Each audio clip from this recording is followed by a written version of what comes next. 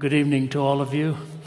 I'm really glad I have my colleague traveling with me. He reminds me to turn my microphone on because I like to keep it off and give you a double blessing so that you don't have to hear it.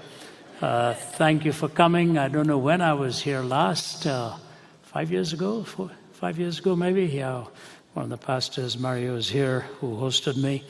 But many, many years ago, for the first time, I came to South Africa. I was a guest of the famed Lo Alberts, your physicist, who taught, I think he was a Stellenbosch, not quite sure, but he hosted me in Cape Town along with Michael Cassidy and David Block. We covered 2 or 3 cities.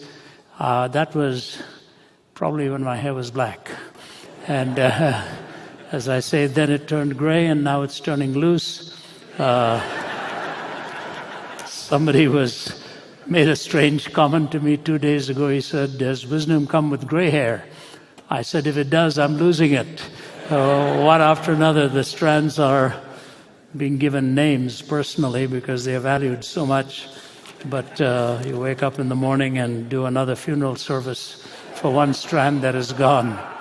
Nice to be with you. Thank you. You make me feel more welcome than you should, I suppose. But thank you for the kind applause and welcome. Almost wish that would end that way, but it doesn't always end that way. They say some people bring happiness whenever they go, and others bring wherever they go, and others bring happiness whenever they go. Here's the good news for that, and you'll have to pardon me, but we will be slipping out immediately after my talk. I hate to plan it this way, but I only get 2 days at home. And then I fly out again for other meetings in other parts of the country, and most of May is overseas as well. So I always take the first flight I can back home, and that's tonight. We'll be leaving from here. My colleagues and I are flying through Amsterdam back to Atlanta. In fact, my wife has just come off some minor surgery too, and I really do want to get back. She's doing well, but then she never begrudges me being away. But I do want to be there, and I know you will understand. So we'll be heading out right after this talk, not because I want to flee. I would love to have stayed on and met some of you personally. Instead, we'll be airborne. Half my life I spend in the air, and when the flight attendants start recognizing you, you know you have paid your dues to the airlines. It's one of those things where I often wonder, when I was a young lad, my mother called an astrologer to read our palms, and they all believe in that kind of stuff there. Those of you who have your stock in an Indian heritage, you will understand that. So we were fairly young. 5 of us kids sat down in the front veranda, and the astrologer sat there. And actually, astrology was his avocation. He was actually a sari seller, but he also said he read palms. So my mother took him at his word, and he sat down and went from my older brother to me. And then as he was giving everybody their future, he looked at my palm and he went like this. He said, "Ravi Baba," which means Ravi little boy, "I have terrible news for you. You're not going to be traveling in life at all." And at that time, everybody in India wanted to go overseas. So he was really giving me bad news that I wasn't going to be traveling at all. I don't know what his profession is now. But I hope it is in weather reporting, because that's the only profession where you can be so wrong night after night and still be listened to so carefully the next night. So that was my early days of that so-called prophet. My mother was very disheartened. Thankfully, it turned out to be wrong. Now, we travel so much, and we do it for the sake of the gospel. We don't do it because it's a fun thing to do. That wears off very quickly after a first year or two living out of a suitcase. But you have one of the most beautiful countries in the world. I've always enjoyed coming, especially going to Cape Point. I've called it the Taj Mahal of the wild blue yonder. It's just beautiful to see it, and I hope we'll have the opportunity to return again. Some years ago, I was reading an airline magazine, and every now and then you can run into some pretty good articles in there. And one of these was on ethics. So I decided it'd be interesting to read it. And the opening illustration was this, so you'll have to pardon me for it. It's about this man sitting next to an attractive young woman on a flight, and he finally propositioned her for $1 million. She looked at him rather stunned, and he said, "One night, 1 million." And she sort of brushed him off. But a few minutes went by. She said, "Are you serious? One night, 1 million?" He said, "Yeah." She said, "All right, give me your name, your telephone number, the name and place, and we'll find a spot." So he did all of that. 10 minutes before they landed, he looked at her and said, "I have to tell you the truth. I really don't have $1 million, but I do have $10. Would you be willing to settle for $10? At which point she looked at him and said, "What do you think I am?" He said, "That we have already established. We're just haggling over the price." When I read that, I didn't know who I disliked more out of the two. It left you sort of numbed. But he was introducing an idea that as far as ethics goes, and values go, and goodness goes, everybody has a price. If you meet that price, they will compromise and they will sell whatever those convictions are worth, if the price is right. So after reading that, I started to ponder the question. I said, is that true? Is it true that every one of us has a price, that we will sell our deepest convictions or our deepest affections or our deepest attachments if the price is right? And I disagreed with that conclusion, because I can guarantee you, almost every one of you sitting here, there are some things you will never sell, no matter what the price is. And I know 2 or 3 things will immediately come to your mind.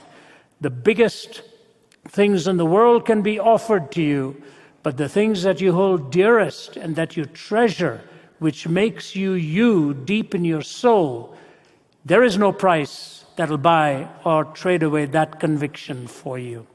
You know, the enemy of our souls believes this stuff, that there is a price, and if you pay the right price, every man or woman will ultimately compromise.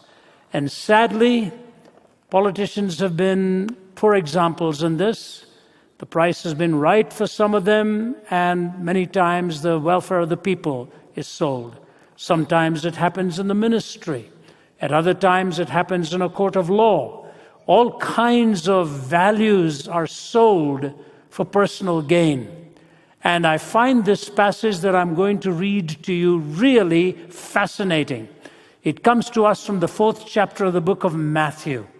And I've called this absolute truth in relative terms. Absolute truth in relative terms.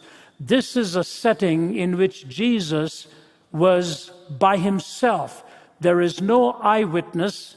Nobody is watching what is going on. So truly, it is a case of one-on-one, the very Son of God against the prince of the power of the air, who had steered him into that setting, caught him at the right moment as far as the adversary was concerned, in a desert when he was hungry and desperately longing for some physical sustenance. It's a fascinating series of temptations. If you understand what's going on here, you will understand that in some way, all of us meet these very temptations, because it starts off with materialism and ultimately moves to the threat of your spirituality. Matthew chapter 4. Then Jesus was led by the Spirit into the desert to be tempted by the devil. After fasting 40 days and 40 nights, he was hungry. The tempter came to him and said, "If you're the Son of God, tell these stones to become bread."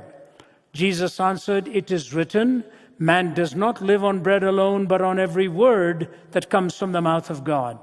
Then the devil took him to the holy city and had him stand on the highest point of the temple.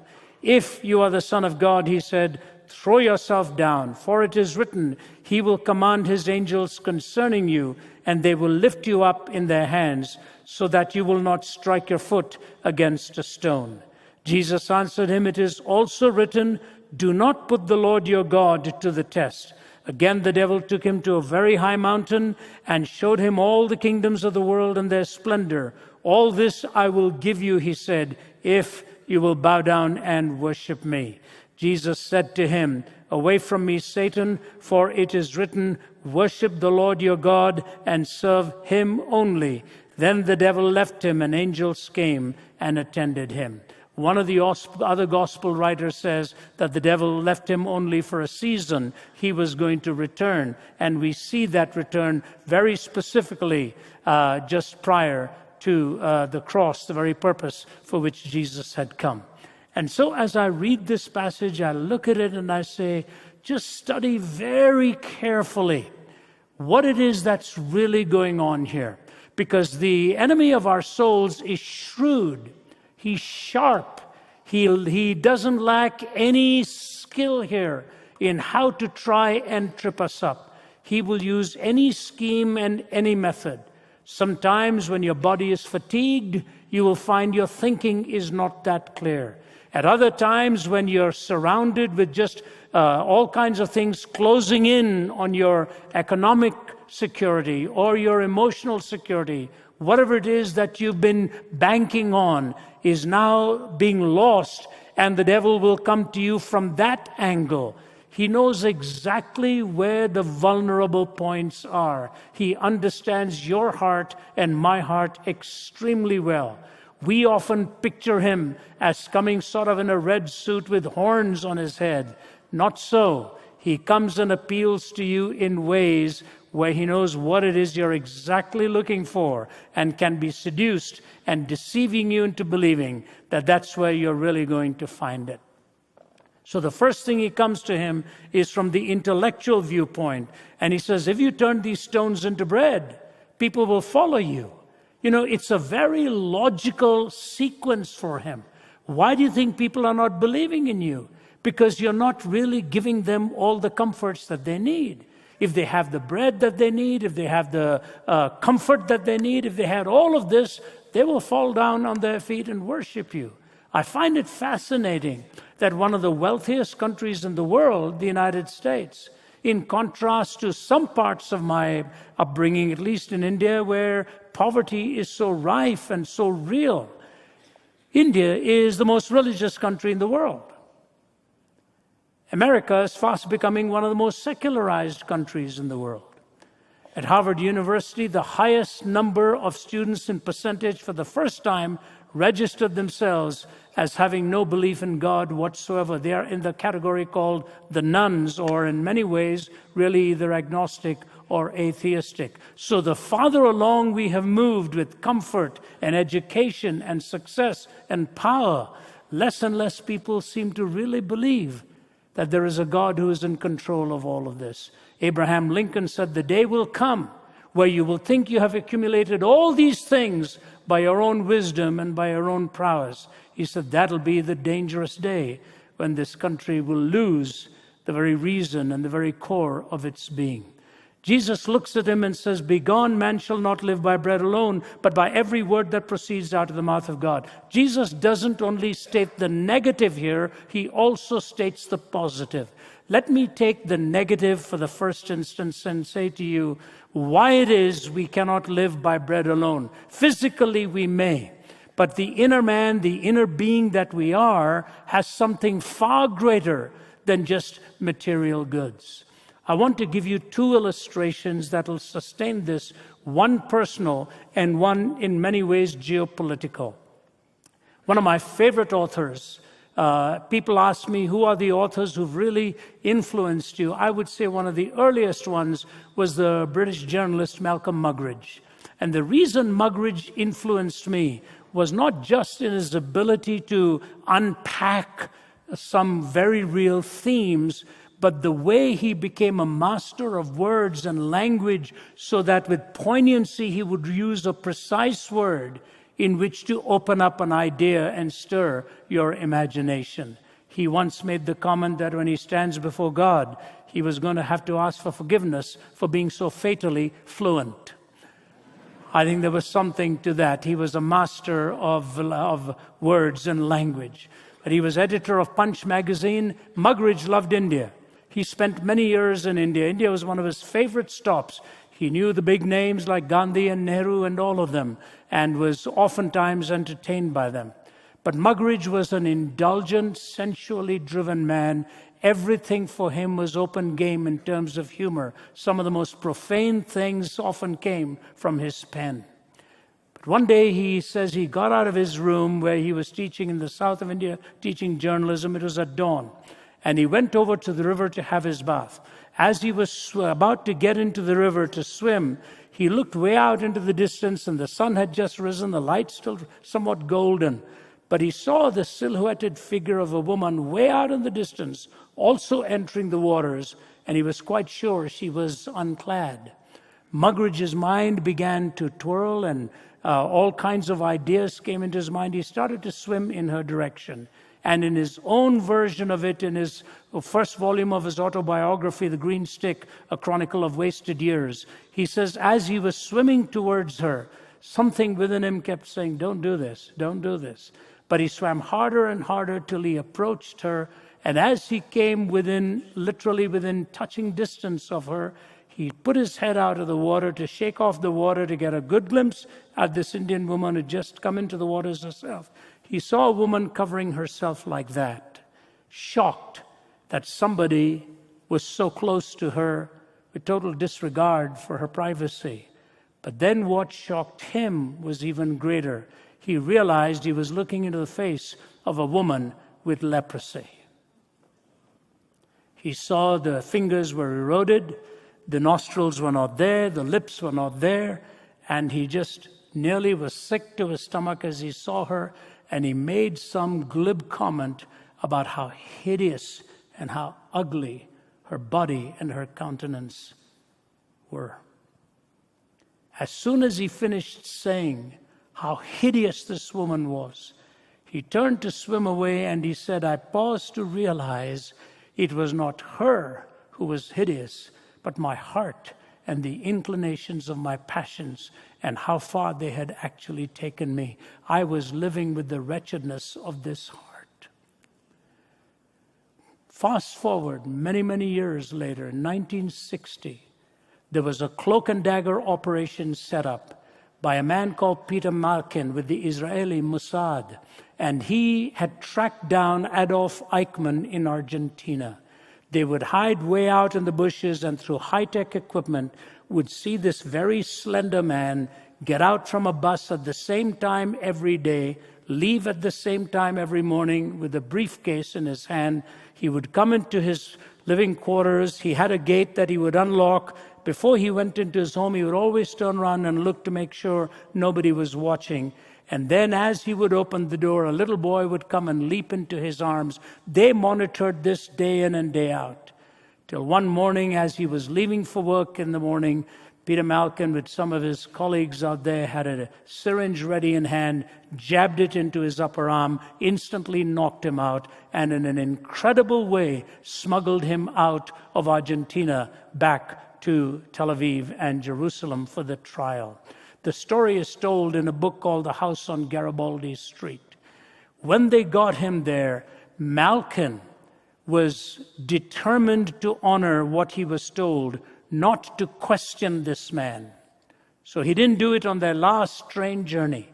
But just before they got off, he couldn't resist one question. So he went into the compartment where Eichmann was, all bandaged up and unable to move because of the way he was medicated and so on. But he waited till he regained a little bit of his clarity, and he looked at him and he said, Mr. Eichmann, I used to see a little boy coming and leaping into your arms. Who was that? Eichmann said, that's my son Ricardo. He said, how old is he? He said he was about 4 or 5. He said, you know, Mr. Eichmann, I had a nephew that age, and you killed him. Under your orders, my nephew was killed. Can you tell me what's the difference between Peter Malkin told Eichmann that my nephew was killed by you? He said, can you tell me what's the difference between my 4 or 5-year-old nephew and your son? Eichmann just put his head back and thought and thought and thought, and he looked at Peter Malkin and said, "My son is not Jewish."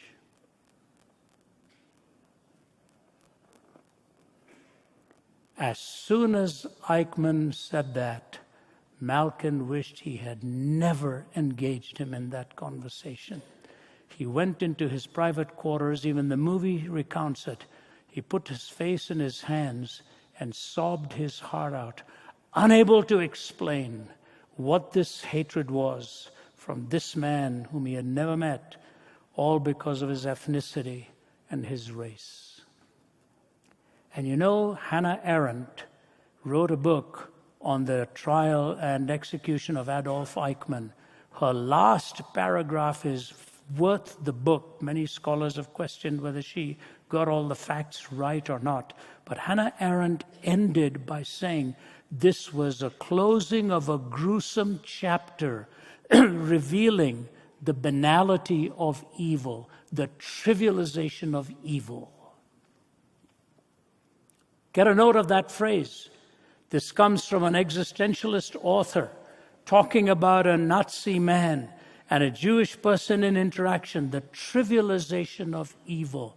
What does that mean? That can only mean that the fangs of evil are so real and so destructive that if you trivialize it and you minimize it, you've actually called for the slaughter of people in the masses and the numbers and in the millions.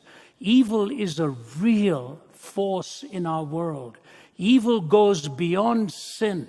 Sin is what Muggeridge saw in himself, that he was violating his own conscience and violating the inner law of respecting the body of another person, and not that it was inviolable. You cannot plunder another person's body like that.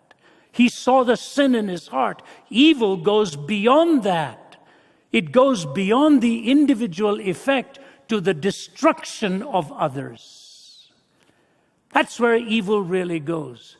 That's why I want you to understand when we use these terms interchangeably, they're all ultimately based on the fact that there is a transcendent moral law that God has given to us. And when you take the 10 Commandments, it can all be reduced to basically one phrase: the sacredness of life, the sacredness of your word, the sacredness of your marriage, the sacredness of your property, the sacredness of your relationships, the sacredness of what you own and how you tithe and how you give.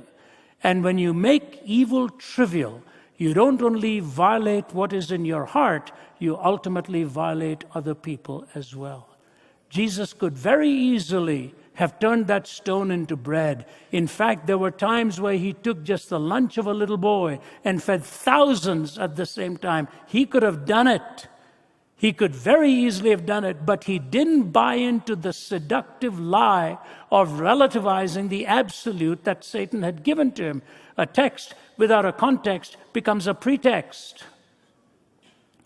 And Jesus said to him, that man shall not live by bread alone, but by every word that proceeds from the mouth of God. So the alternative here that Jesus is giving is not just telling you that you don't live by bread alone, but that the word that he has given to you and me, the propositional truth that he's revealed to you and me, in them there is life. That's the reality that describes who you are, how you think, why we are here, and why God had given to us his written word. This is something that, philosophers don't easily like to understand, but or even deal with. But the scriptures in Romans 1 give us the trajectory. It moves from rejection to alienation to domination to condemnation. Rejection of God's law to alienation from God to domination of that evil passion in your heart and ultimately to condemnation. That is the four-sequence thing that sets into your life and mine. You reject his law. You get alienated from God, and then you get dominated by living for self, till ultimately you bear the condemnation of a law that you and I had violated. This realization is a hard thing to come by because it ultimately is seen as a humiliation of the human being. It is not. It is a humbling of the human being. not a humiliation of it. And if you do not have a humble heart, pride will ultimately destroy you and bring you down to humiliation. God alone knows how to humble us without humiliating us and to exalt us without flattering us. Those are the words of the famed English writer E.M. Blakelock, who says, God alone knows how to humble you without humiliating you, or to exalt you without flattering you. The first time I realized how wretched my own heart was, and I'd not really gone the way that I was raised in a very sheltered upbringing. We never crossed certain boundaries, more out of the fact that we were dead scared of our father to do anything else. And so growing up in India till I was 20, I don't recall crossing any line that today people talk about so much. But it's not because I was such a righteous guy, just that I was afraid of falling into the hands of my dad. And so it was. But at age 17, on a bed of suicide, when the Bible was brought to me, and I realized how helpless I was, how lowly I had come, that not only had I not known how to live, I didn't even know how to die. Satan's temptation was for materialism. Live with bread, live for matter, live for everything that is substantive, and you will find happiness. Jack Higgins, who wrote the famous book, The Eagle Has Landed, was being interviewed some years ago, and he was asked this fascinating question: what is it that you now know that you'd wished you'd known as a younger man? He said, what I now know that I'd wished I'd known as a younger man is that when you get to the top, there's nothing there. When you get to the top, there's nothing there. The loneliest moment in life is when you have experienced what you thought would deliver the ultimate, and it has let you down. Some of the most distraught people I have met are those who have attained the pinnacle of success. Some years ago, I used to do a lot of chapel studies with the Atlanta Braves. My friend was the chaplain at that time there, and so he'd invite me in. When you come to the MLB, the Major League Baseball players, most of the teams have chaplains. And before the game is played, the visiting team is invited to come and listen to the guest speaker. It's only about a 10, 12-minute talk, and then the home team listens to you, and then they go out and have a great time beating up each other. But here they are, they're listening to you. And I spoke to them on the problem of pleasure. I began my talk by saying, I watched you boys coming in. You got muscles like watermelons. I said, me walking in here is the only fellow that fails the physical. I said, you guys can hurl a ball at a speed that I wouldn't even known that it's been thrown. I can't beat you at baseball. You're pros. I said, but I'll tell you what I've done more than probably most of you have. I have lived out of a suitcase and lived away from home more than half my life. I want to talk to you about how to live away from home. Those boys leaned forward and started listening. One of their biggest paid sluggers, handsome guy making a multi-million-dollar contract. The player stood up to walk away, and he came over towards me and put his hand behind my neck like that. He said, I need to talk to you. And my travel associate, sensing that this was something so personal, moved away. And he looked at me and he said, Ravi, I have more money than I ever thought I would, but I have less things of value than I've ever had.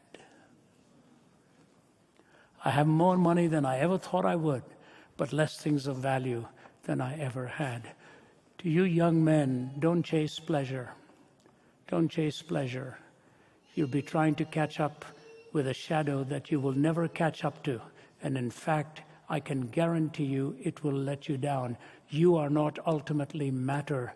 You are made for spiritual fulfillment.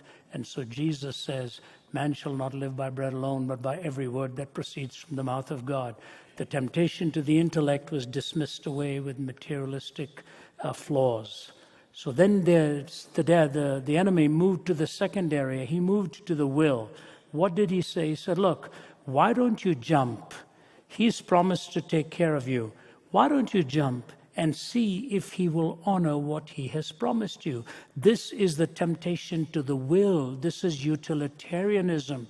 using God for your purposes. So the first one was the temptation to materialism. Second one, the temptation to utilitarianism, not in the strictest sense that you would have the Bentham and Mill version of utilitarianism, but I'm talking here about the version of using God, utilizing Him for your own purposes.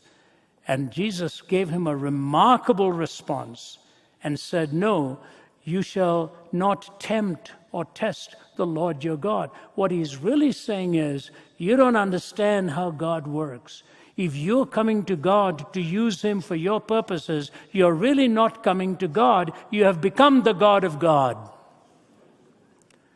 That's what Alexander Pope said. We've snatched from His hand the balance and the rod. We have rejudged His justice. We've become the God of God. We tell God when to deliver. We tell God when to do and what to do. We use Him like a slot machine and say, now you deliver. Today it's a hurting leg. Tomorrow it's a hurting family member. Another day it's hurting finances. You better deliver. And He says, no, you shall not test the Lord your God. Jesus puts the reality of a relationship with God in clear perspective. You follow Him for who He is, not what it is that He can do for you. You follow Him for who He is and not what it is that He can do for you. 11 out of the 12 disciples died a martyr's death. You know, it is fascinating what is going on here, and I want to focus on this for a few moments now, folks. What is going on here is that if Jesus had given in to this temptation, He would have violated the purpose for which He had come. The purpose for which He had come was the centrality of the cross of Jesus Christ. That's why Satan returns again before, getting Him to struggle in the flesh, if there be any other way. But Jesus won that round and said, nevertheless, not my will, but yours be done. And then the thief on the cross, if thou be the Christ, save thyself and us. Interesting, Jesus didn't have to respond to him. The other thief did. He said, don't you fear God? He's done nothing amiss, but you and I receive the due reward of our deeds. And he commits in a prayer to Jesus, Lord, remember me when you come into your kingdom. That thief saw the difference of the economic theory of the two kingdoms. This momentary loss, this momentary pain was nothing compared to the ultimate purposes of God, who for the joy that was set before him endured the cross, despising the shame, and sat down at the right hand of God. What is so critical about the cross? What is so unique about the cross? You don't see it in any other worldview. In fact, if you were to talk to a very devout Muslim, he or she will tell you they cannot fathom the cross. They don't understand it. How can God be so humiliated before His own creation? And even they go so far as to say He didn't actually die on the cross. They are the only ones of all of the historians in the world who deny that Jesus was even crucified. The Jewish historians tell us that, the pagan historians tell us that, the Greek historians tell us that, the Roman historians tell us that, but for them it just seemed incalculable that how could a mighty God do something like that to His own Son. You know, there's a story told of a little guy who was sitting in a bus years ago in the United States. And there's a big African-American man who was sitting next to him. This little guy gave him a little hip shrug. So the big guy moved. Gave him another hip shrug. The big guy moved. He kept doing this till the bus stop came for the big guy, and he put his hand into his pocket and took out a card and gave it to the little fella. Joe Louis, world heavyweight boxing champion, who had enough strength in his fist to hit through the side of a bull. Here's the pipsqueak of a guy shoving him around. Who showed greater strength? Who showed greater strength?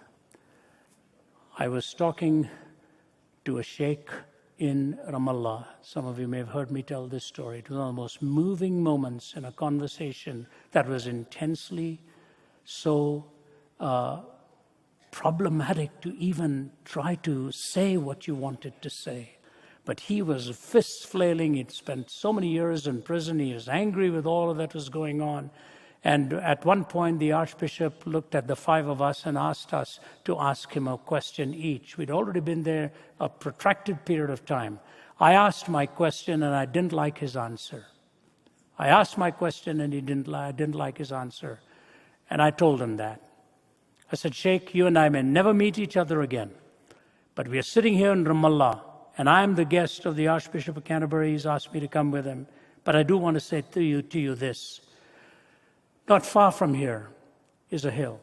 5,000 years ago, a man by the name of Abraham took his son up that hill in order to offer him as a sacrifice to show his faith in God. Do you remember that story? He said, yes. I said, please, let's not discuss which son. Let's just agree he took his son up that hill.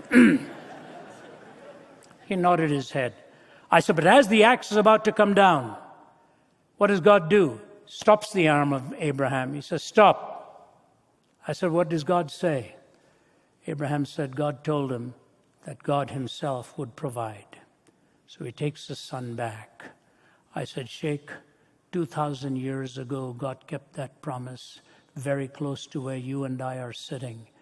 God took his own son up a hill called Calvary. And this time the axe did not stop. I said, Sheikh, until you and I receive the son that God has provided for us, we'll be offering our own sons and daughters on the battlefields of this world for position and power and land and prestige. He just stared at me. The Archbishop said, I think it's time to go. As we went down the steps, the Archbishop, being the guest of honor, was ushered in by the Sheikh and the bodyguard out there. And us 5 of us boys were walking over to another SUV. And I heard running behind me, and I turned around just this way, and it was the Sheikh. And before I could turn around completely, he twirled me around. He's a strong guy. I have 2 titanium rods holding me up. And he just looked at me and he said, Mr. Zacharias? I said, yes, sir. And he kissed me on both sides of the face. His lips quivered. His eyes grew moist. He said, you're a good man. You're a good man. I hope someday I see you again, sir. And I gave him a big hug. You see, there's only one place in the world where our quest for absolutes converge. Evil, justice, love, forgiveness. They converged on a hill called Calvary. Evil, justice, love, forgiveness. And the Father told us what is the greatest truth that underlies this world. There has to be justice. There's the reality of evil, but the conquering power of love and forgiveness will have the final word in reality. And she says, Father, forgive them, for they don't know what they are doing. Do you realize only in the Christian faith do you have the combination of grace and truth and the absoluteness of love incarnated and revealed in the very Son of God? There's no other faith where you can go to see the value that is placed upon you, where God says to you, He has loved you with an everlasting love. We take it for granted, but we need to pause every day and thank Him for the love that He has for us and the provision that He makes for us. I have a little grandson called Jude. He's 6 years old now. But when he was somewhere between 3 and 4, he's a boy with an incredible vocabulary. He can talk to you on many things that'll stun you. And one day when his mother, Naomi, my daughter, had lost her car keys, she slapped her forehead and finally said, I must be losing my mind. And this wee little guy comes right in front of her and he says, Mommy, whatever you do, don't ever lose your heart because I'm in there. Don't ever lose your heart because I am in there. What language shall I borrow to thank you, dearest friend, for this thy dying sorrow, thy pity without end? Oh, make me thine forever And should I fainting be, Lord, let me never, never outlive my love for thee. I sometimes think about the cross and shut my eyes and try to see the cruel nails and crown of thorns and Jesus crucified for me. But even could I see him die, I would but see a little part of that great love which like a fire is always burning in his heart. The incredible truth of God's sacred love. I have loved you with an everlasting love. Do you know, the Apostle Paul couldn't fathom this. He was guarding the clothes of the people that were stoning Stephen to death. Little did he dream that he was going to be the next one to succeed Stephen and take the gospel to the whole world. He came to Christ differently to any of the other disciples. They all came to Christ, birth, life, death, resurrection. He came in the reverse. He saw the resurrection, and that's why he said, that I may know him, the power of his resurrection, and the fellowship of his suffering, being made conformable unto his death. He fathomed the resurrection. He could not understand the cross. He made it his entire life pursuit to try and understand the cross. Henceforth, let no man trouble me, because I bear on my body the marks of the Lord. I desire to know nothing amongst men save Jesus Christ and him crucified. To him it became the centerpiece and the cornerstone that the cross of Jesus Christ is what he took to the globe, to the world, and the entire Western world got the message from him, and then on through St. Augustine and so on and so forth. He wrote for us 1/3 of the New Testament. I say to you, the more people see the love of God in you, the more they will understand the cross. The less they see the love of God in you, the less they will understand the cross. Because that is the imperative. And he says to him, "Begone, you shall not test the Lord your God." Reversed it. We have made evil to be attractive and full of charm, and good to be boring and flat. We've reversed the poles, like reversing the pole of an electric current. And you know the consequences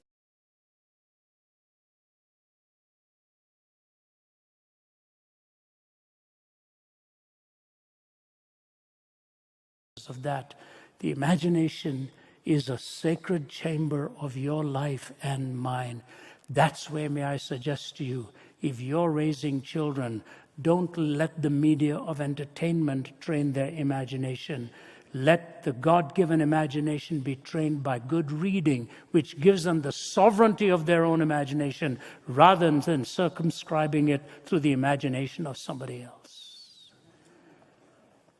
Teach them to read, not just to see. Jesus did not say in the beginning was video. We would think he did. He said, in the beginning was the Word. Truth is primarily a property of propositions.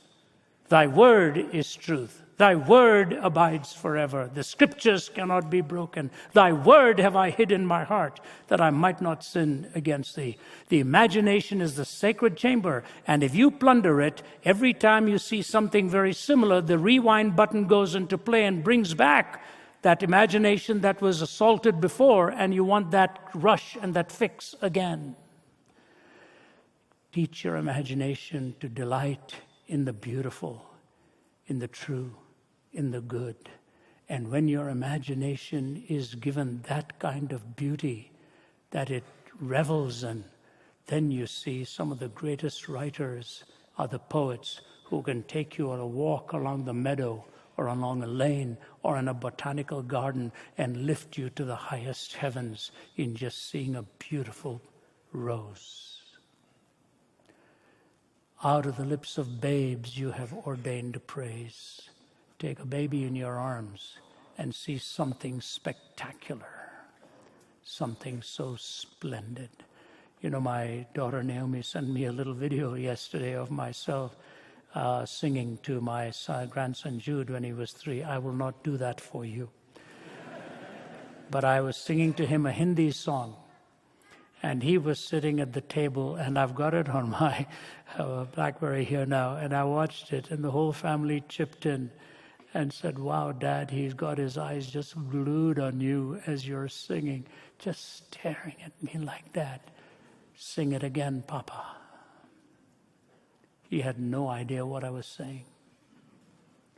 I was singing in Hindi, but he was watching his dad and listening to his dad singing something, and those wide eyes and the light reflecting off it of this little boy just staring, and you see the heavens reflected in the life of a little child.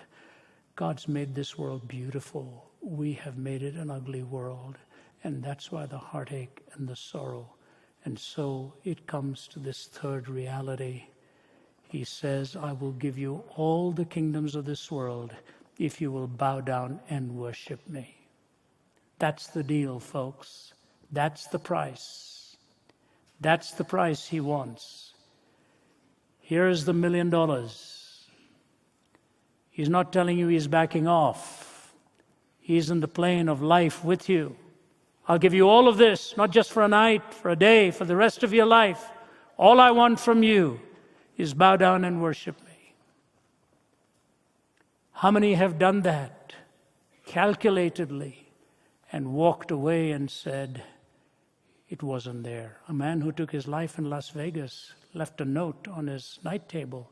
Here, there are no answers. What is God saying to you? What then does he want from you? You know, our Festival of Thought is focused on origin, meaning, morality, and destiny. I just want to take this one thought on meaning. And by the way, it's so wonderful to have my colleagues here. I meant to introduce them earlier, and especially good to see you, Winston Malatse. He's our director in Africa. Get behind this man. He's a wonderful apologist, and has his team put all of this together here. But the idea of meaning that you look for, that I look for, it's not just a case of translation. It's a case of what is the glue that holds your life together? What is that fundamental imperative that motivates everything else? What is the one reality that pulls together all other realities? The Greeks searched and searched and searched and never found the answer. They looked for one answer that they desperately longed for, finding unity in diversity. That's why they started the universities. To find unity in diversity. Ask an average university student today if he or she has found unity in diversity. They come from pluriversity today. Nothing is fitting together. Nothing is coming together. In fact, some of the universities of the world are the most restless spots on the face of the earth, because they've lost the queen of the disciplines. No, it's not science. No, it's not mathematics. No, it's not religion. It is the reality of God himself, the theos and the logos. That's why we ultimately called it theology. Religion alone won't do it for you. Religion may be a path that you enter into. The queen of the disciplines is understanding the message of God as he revealed it in his Son, Jesus Christ, and offers to indwell within you through the Holy Spirit. Religion is the path of looking for God. The Christian faith is the path of God looking for you. I fled him down the nights and days. I fled him down the arches of the years. I fled him down the labyrinthine ways of my mind, and in the midst of tears I hid from him. Adown titanic glooms I sped, adown amidst running laughter from those strong feet that followed after. Ah, poorest, blindest, meekest, I am he whom thou seekest. Thou dravest love from thee that dravest me. He's pursuing you. He's following you. And he says, I am come that you might have life. The Greeks never found unity and diversity because the Greeks, all goodness was abstraction and theory. It took the Hebrews to remind us that the great I am is the one in whom all goodness is rooted. You will never find unity and diversity on the outside until you find unity and diversity on the inside. And that unity comes from honoring God, that gives you a love for the diversity around you, and that instructs what is good and what is true. That's where you will find unity. As I see in your face and see in your countenance the very image of God, it's because He transforms my heart, and He transforms yours. Worship. So let me close. How do you find this? Archbishop William Temple defined worship in these words. Worship is the submission of all of our nature to God. It's the quickening of conscience by His holiness, nourishment of mind by His truth, purifying of imagination by His beauty, opening of the heart to His love, and submission of will to His purpose. All this gathered up in adoration is the greatest expression of which we are capable. Quickening of conscience by His holiness, nourishment of mind by His truth, purifying of imagination by His beauty, opening of the heart to His love, and submission of will to His purpose. All this gathered up in adoration is the greatest expression of which you are capable. No pleasure in the world will ever give you that. Only at His right hand are pleasures forevermore. We have a teammate with us, comes from Australia. His name is David Bennett. One of his books is about to be released. It's called The War of Loves. David tells his story of what he has struggled with all his life. He's an amazing man. My colleagues know him. He's a lovable guy. When he walks into the room, he brings electricity into the room. But you know what?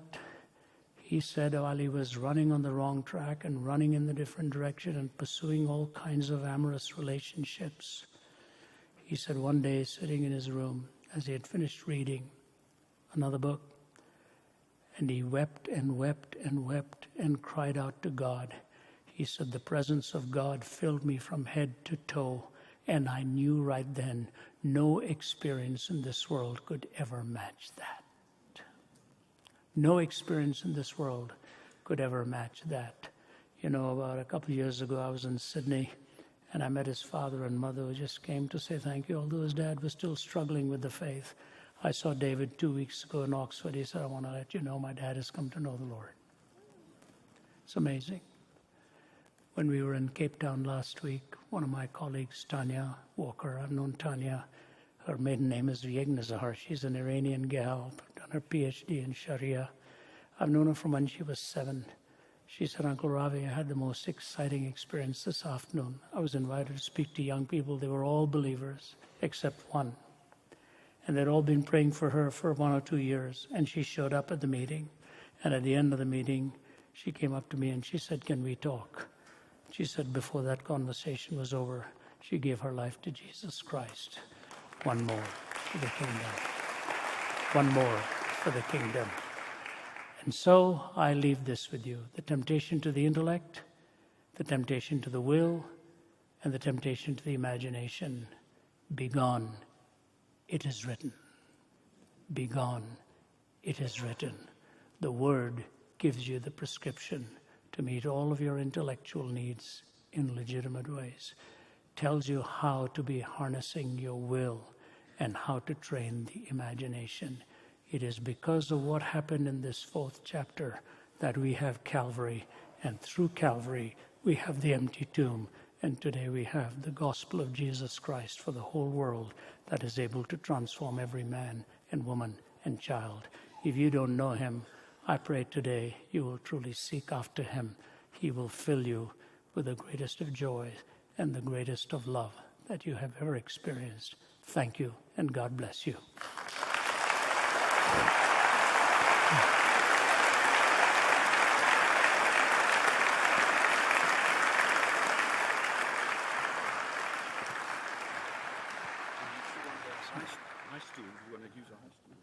Okay.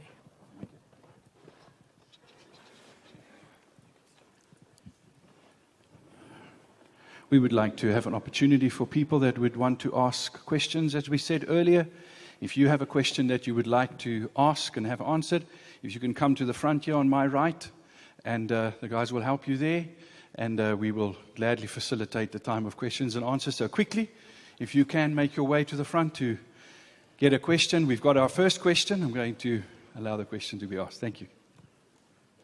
Hi, hello. Sit on. And please speak clearly. I'm now 72 and all of my faculties are leaving me. Hi, Ravi.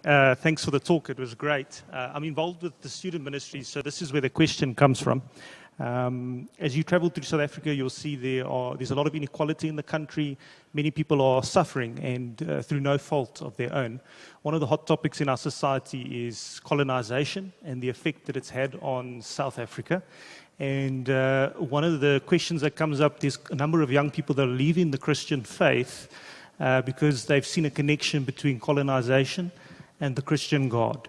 And a question that gets asked to me, which I want to put to you, is if the Christian God exists, does he love some people more than others?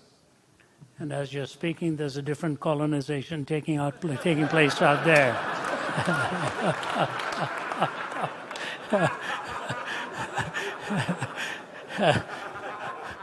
It'll take eternity to get to all of those. That's what you call people of faith, right at the back there. I appreciate the question very much. Where are you? You're seated right there. First of all, it'd be very presumptuous for me to walk into a setting like this where the issues are so deep and the matters are so painful and the memories are so raw and the reality is so undebatable. It's happened. For me to even pontificate any kind of answer would be seen very a meager attempt. But the way you have asked the question makes it easier for me to answer it. And your question is, many of them see that the Christian faith was behind all of this, and so they have tossed it out in their own process. Is there an answer in the very love of God that they did not see expressed? In many ways, India experienced the same thing, but not to the degree here. And till this day, unfortunately, with the division of India and Pakistan, there are animosities that are so deep and so real that we used to be brothers in many ways, Indians and Pakistanis, but now we have parted, and they were given territory on the basis of their faith, and Hindustan, India became the major part of the country with a larger population. So the first thing I would do to diffuse your question, never judge a philosophy by its abuse. Never judge a philosophy by its abuse. If a philosophy is abused and therefore pejoratively represented, that's not a legitimate argument. I can make any philosopher seem really mindless and stupid if I take his philosophy or her philosophy and make it something that it was not. And so if the Christian faith is taken and represented to be the way it is by this kind of an assumption, what they are really saying is they have made a judgment upon Jesus Christ by seeing what some people did in using him for their own advantage. That is wrong hermeneutic. You do not interpret thinking that way. Let me put it in perspective. When Jesus was on earth, women were not even given an authoritative voice in court. Just look at what the Lord did. A woman with the alabaster ointment came and washed his feet and wiped it with her tears. He paid her the greatest compliment of anyone. He said, wherever the gospel is preached, there shall also this be told of what this woman has just done to me with her alabaster ointment.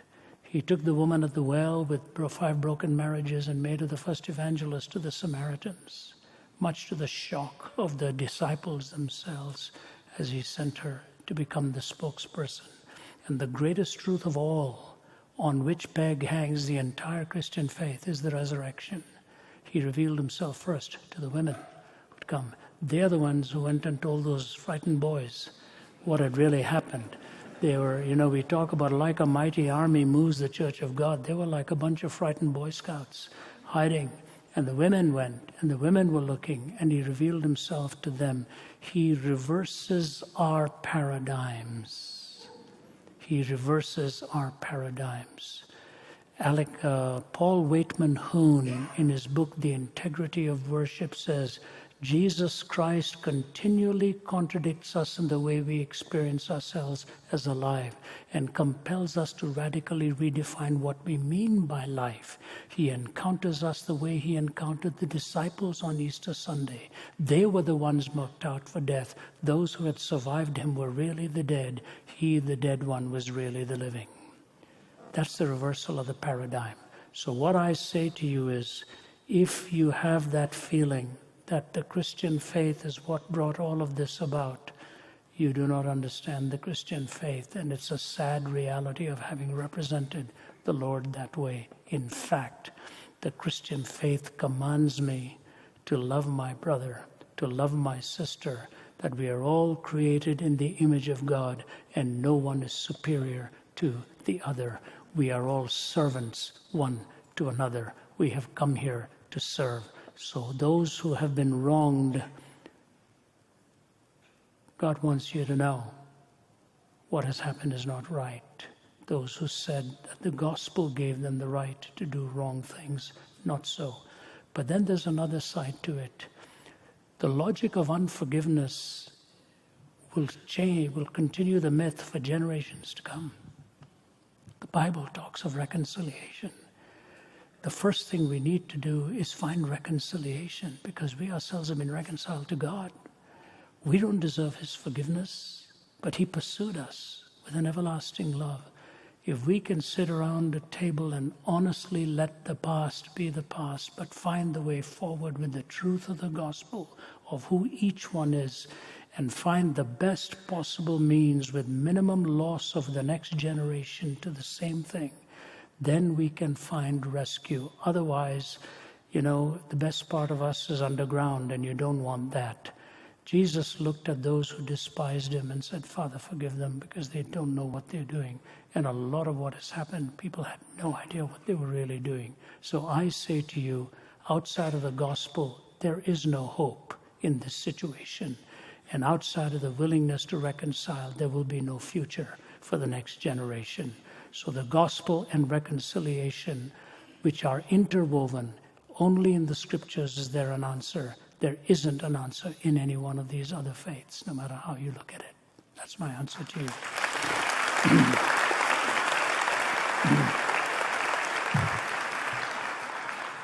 Evening, Ravi. Evening.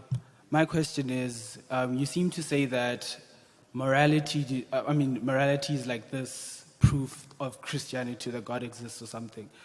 My question is, you keep saying that a moral law requires a moral lawgiver. But how do you make that jump? Can't a moral law exist without someone?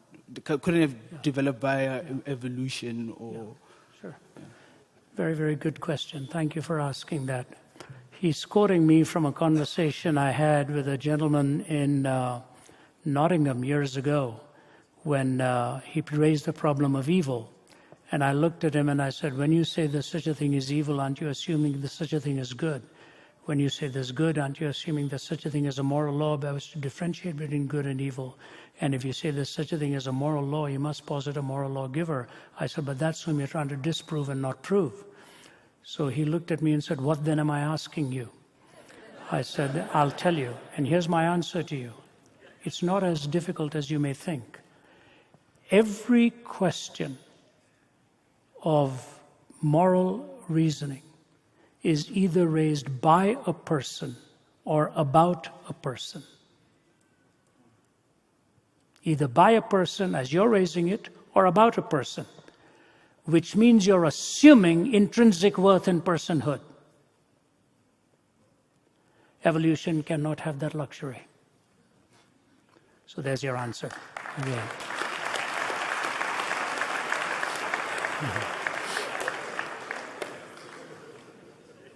Thank you. Hi, thank you so much for your talk. My question, I guess, leads off from the previous guy's question. The sin of Adam and Eve, or the sins of Adam and Eve, explain a lot of the pain and suffering that we see in the world today. But there's other realities, such as natural disasters that wipe out communities, freak accidents, babies born with disabilities, people born with both male and female parts. And how do we link these realities with the original sin? If a mother had a disabled child, it seems almost unsympathetic to say, well, many, many years ago, somebody disobeyed God, and now we have to just deal with this. Yeah, I think if that's the way you say it, it would be very unsympathetic. There's no doubt about it. There's no doubt about it. But I think your point is well made. I understand where you're coming from. You're not just talking about the reality of personal evil. You're talking about natural disasters and the evil that comes from the elements and so on and so forth. This kind of question has enormous scope for answers. If I were to take 3 or 4, could have created a world where you would only choose good, or God could have created this kind of world where there's a possibility of good and evil with the freedom to choose. This is the only possibility of the 4 where love is possible. Love is not possible in any of the other paradigms that I've given to you. So if love is the greatest ethic and freedom is the greatest gift, the fact of the matter is wherever love is given as a possibility, pain is a real possibility as well. When you love somebody, you have no guarantee that this will be a pain-free love, but you still love. When a mother has a child, there's no guarantee that everything the child will do will be much delight to her eyes, but the person still has the child. So all I can say to you is that in the representation of Adam and Eve in the story, what Adam and Eve did is what exactly you and I would have done. What was the temptation? The temptation was not so much to not eat the fruit of the tree. The temptation was not to play God. In the day you do of this, you shall be as God, knowing good and evil. So the temptation really was don't play God. And in playing God, we end up with a world where each one of us tries to play God. And where evil comes by the freedom to reject the love of God, the only possibility later remains, through love, that God gives you and me the reality of conquering, not in spite of the dark mystery of evil, but conquering through it. Not conquering in spite of the dark mystery of evil, but conquering through it. You know, if a mother takes a little child to the doctor, and the doctor is going to jab that injection in the arm, that child is going to be totally mystified. What on earth is she doing? Not only is she watching while he jabs my arm, but then she opens her purse and pays him for it. And the day comes where disease strikes, and that child is spared that disease. So I will just say to you that He will set your feet like the feet of a deer, says Habakkuk, who moved from fear to faith. He says, though there are no cattle in the pens or sheep in the stalls, I will rejoice in God my Savior, for the sovereign Lord is my strength. He sets my feet like the feet of a deer. He lifts you above the horizontal to get the vertical perspective. And it's not as simple as the way you just dismissively give a statement to a hurting mother. You actually find a way to bring comfort and love and show the love of God in that kind of a situation. I've often quoted this hymn of Annie Johnston Flint, who was with rheumatoid arthritis, cancerous, blind, orphaned, spent most of her years cradled in cushions, pillows, and she said, He giveth more grace when the burdens grow greater. He sendeth more strength when the labors increase. To added affliction He addeth His mercy. To multiplied trials His multiplied peace. When we have exhausted our store of endurance, when our strength has failed as their days half done, when we reach the end of our hoarded resources, our Father's full giving has only begun. His love has no limit. His grace has no measure. His power has no boundaries known unto men. For out of His infinite riches in Jesus, He giveth and giveth and giveth again. He gives you strength as you endure the suffering because you understand the source of all goodness. And we as a church are called to reach out to those who are hurting and suffering and show them the love of God and give them that embrace that God wants us to give. That would be my response to you in a few moments here.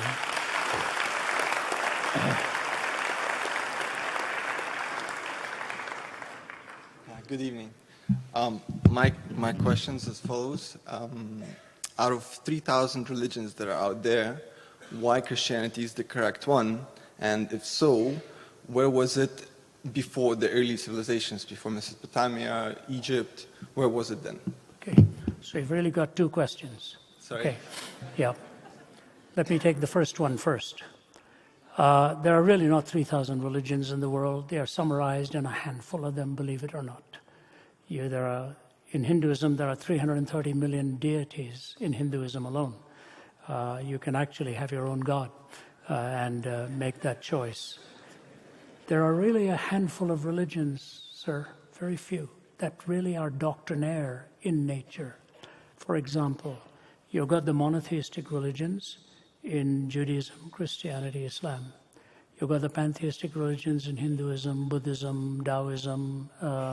They're also not all the same because Hinduism has both a monistic first part of it where they don't talk so much about God, but the second one is the bhakti, the devotional aspect, theism. Buddhism is functionally atheistic. It's an ethical theory. So these are the major ones that have doctrines and teachings and so on. The reason I believe the Christian faith is the only true faith is all of them can't be right. They can all be wrong. They can't all be right unless we're lunatics trying to settle what is contradictory to each other. There's basically one pursuit, and that's truth. We need to know the truth. But then you move into the second category. There are two ways in which truth is actually tested: correspondence and coherence. Particular statements have to correspond to reality. All of the arguments put together have to cohere. So we've got 1 and 2. Now we've got 3 in the making here. When you talk to a philosopher, he says there has to be logical consistency, empirical adequacy, experiential relevance. Truth, correspondence, coherence, logical consistency, empirical adequacy, experiential relevance. We've got 1, 2, 3. Now you've got 4. What are the questions? Origin, meaning, morality, and destiny. Okay. Now you've got 5, and I'll end with that.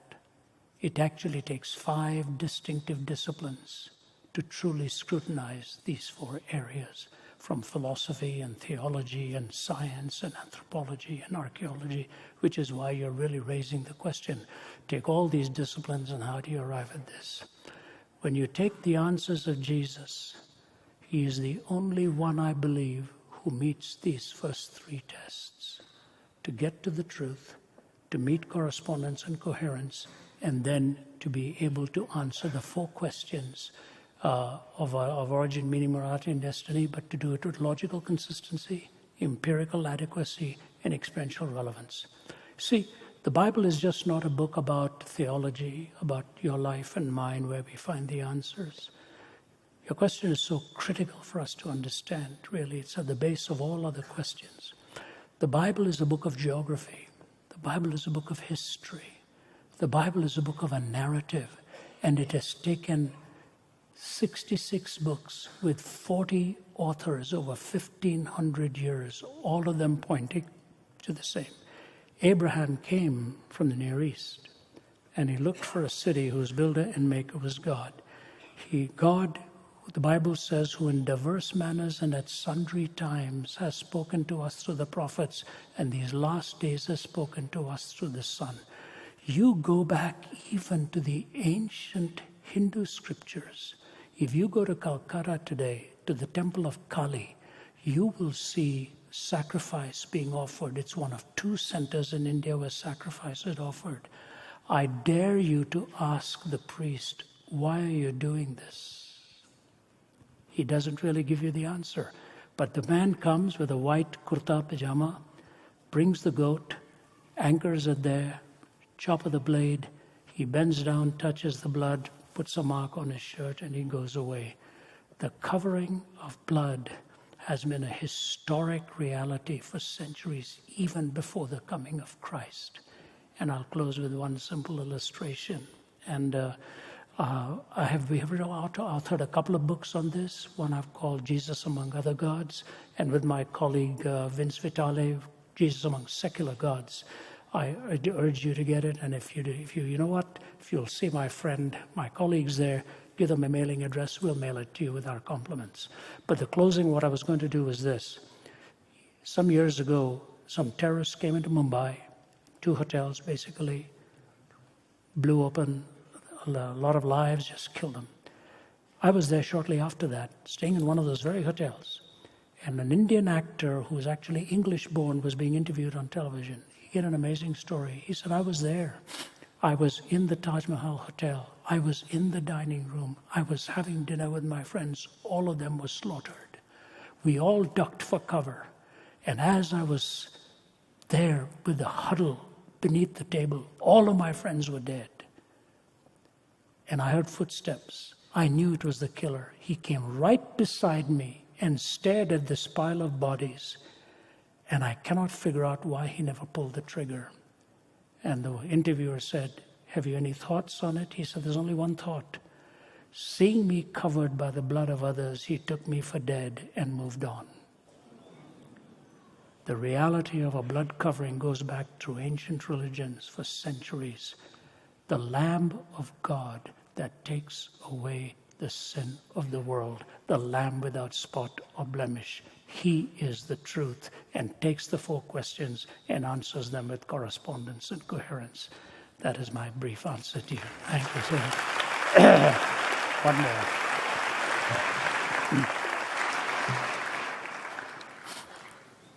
Hello, sir. How are you? Could you lift the microphone up a little bit, then I'll make sure to hear you. And I guess we'll make this the last one. Is that right? We've got to rush to the airport. Yeah, okay. Go ahead. I'm in Christian media, and I have to explain to young people and other people. In South Africa at the moment, there's this tense atmosphere where we are starting to be disillusioned with what happened in 1994, where between the races. And what I struggle to reconcile is the fact that when we look at the world at the moment, where people of my color have been most oppressed, and this could be wrong, but in America, for instance, if you take the most Christian parts of America where they say it's conservative, those places is where you see, and historically, you see people, for instance, being lynched because of the color of their skin. And these are the people who hold dearly the Christian values. And if you look at, the gentleman mentioned countries like the West, countries like, yeah, okay. So what I want to know is, people look at this and saying, okay, that's where the gospel had the most impact. That's where people call themselves Christians. But that is where the people with the color of my skin have been most oppressed. Lynching, and South Africa, when it called itself a Christian country, that is when it oppressed people the color of my skin. So I want to be able to explain to young people, how is this possible with the impact of the gospel in those areas, in those peoples that oppressed people who look like me? Thank you. You know what? I'm going to say something that I might regret I'm going to say. This is such a profound question and so important in a culture such as this, at a time such as this. I don't know whether we presume to have the answers, but I will commit to coming along with my colleagues and having a dialogue and a gathering with people like you who are raising this question so that we can do justice in some way to respond to it. I will commit to that. Okay, that's the first thing. Secondly, sometimes we get a very narrow view, if you don't mind my saying so, because of the way the media presents it too. I have had interviews sometimes with the media, and I walk away from that, and when I see the report in the press, I said nothing like what they've represented me to say. People generally want to get to an end game, and they will use, you know it well, the game can be played. I come from India. India is not the West. India was bathed in the Vedas and the Gita and so on. There's a lot of discrimination in India, a lot of it. The entire caste system was what Mahatma Gandhi was trying to fight as well. If you take the case of the entire Nazi movement, or the rebellion in China, or in Russia, these were non-religious, non-Christian movements. They slaughtered millions of people with having nothing to do with the gospel. So in some ways, when the gospel takes a hit, they're not really seeing what atheism has done. Atheism slaughtered tens of millions more through the purges in Russia, through the purges in China. And the only difference is those who did it in the name of Christ were illogically connecting it to the gospel. Those who did it as atheists were logically connecting it to playing God. So we have to make that difference. What I believe, as you have represented, that in the South, I live in the South. I watch what happens in the South. I live in Atlanta, Georgia.